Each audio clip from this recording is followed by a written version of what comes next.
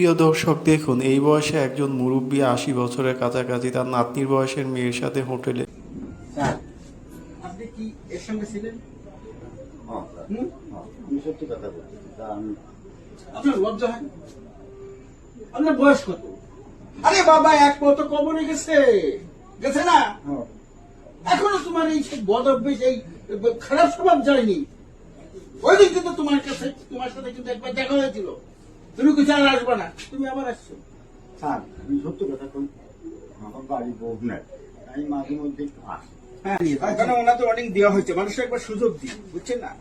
আমরা তো মানুষ, আমরা বুঝি, কিন্তু সুযোগের আমাদের কথা রাখিনি। শুধু আবার আমার বাবার বয়স, জি, বুঝছেন?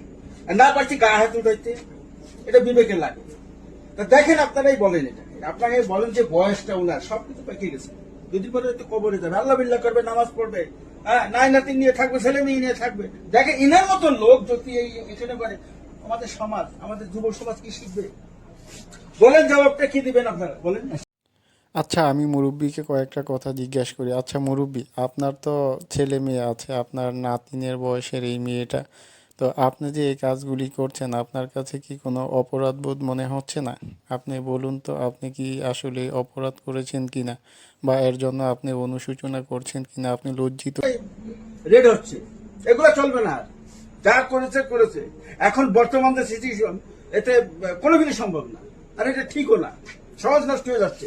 আশেপাশে বাসা বাড়ি আছে, এই আবাসিক হোটেলগুলার, হ্যাঁ, ছেলেমেয়ে নষ্ট হয়ে যাবে। আপনার ওনাকে আর আগে একবার ক্ষমা করা হয়েছে। জি, উনি আমাদের কথা কিন্তু রাখেননি, কান ধরে উঠবস করেছিলাম এই লোককে, কিন্তু কথা রাখিনি, সেই জায়গায় আসছে। এখন ওনাকে থানায় নিয়ে যাবো, ওনাকে কালকে কোর্টে উঠানি হবে, তারপরে আদালত যে ফয়সালা নেবে সেটাই হবে।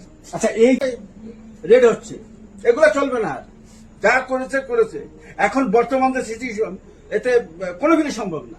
আর এটা ঠিকও না, সহজ নষ্ট হয়ে যাচ্ছে। আশেপাশে বাসা বাড়ি আছে, এই আবাসিক হোটেলগুলার, হ্যাঁ, ছেলেমেয়ে নষ্ট হয়ে যাবে। আপনার 2 মাসের ভিতরে আমরা চেষ্টা করবো। আমরা চালিয়ে যাবো। ভিতরে চেষ্টা করবো। জি স্যার, এগুলা থাকবে না, মোট কিচ্ছু থাকবে যে না। কোনো হোটেলে, বাসা বাড়িতেও এরকম কিন্তু কিছু হচ্ছে, আমাদের কাছে নিউজ আসছে, এগুলা রেড হবে। কারণ ওনার তো অনেক দেওয়া হয়েছে, মানুষের একবার সুযোগ দিই, বুঝছেন না?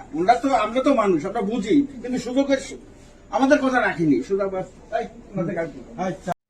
আচ্ছা মুরব্বি, আপনার তো ছেলে মেয়ে আছে, পরিবার পরিজন আছে, তারা যখন এই ব্যাপারগুলি জানবে অথবা দেখবে, তখন কি আপনার কাছে লজ্জাবোধ হবে না? বা আপনি সমাজে কিভাবে মুখ দেখাবেন মানুষের সম্মুখে? আপনার তো একটা সমাজ আছে, তো মানুষ আপনাকে নিয়ে তো তখন ছি ছি করবে, তখন আপনি কি করবেন? আপনার কাছে কি লজ্জাবোধ হবে? আপনি কি অন্যায় করেছেন? এই যে এই বয়সের একটা মুরব্বি, সে যে এই সমস্ত অশালীন এবং সমাজকে নষ্ট করার জন্য এই কাজগুলি করে, তাহলে এর কাছ থেকে যুব সমাজ কি শিখবে? এতে তো যুব সমাজ আরও বেশি ধ্বংস হয়ে যাবে। এখন আপনি এর বিরুদ্ধে কি পদক্ষেপ নেবেন এবং কি করা উচিত আমাদেরকে বলুন একটু।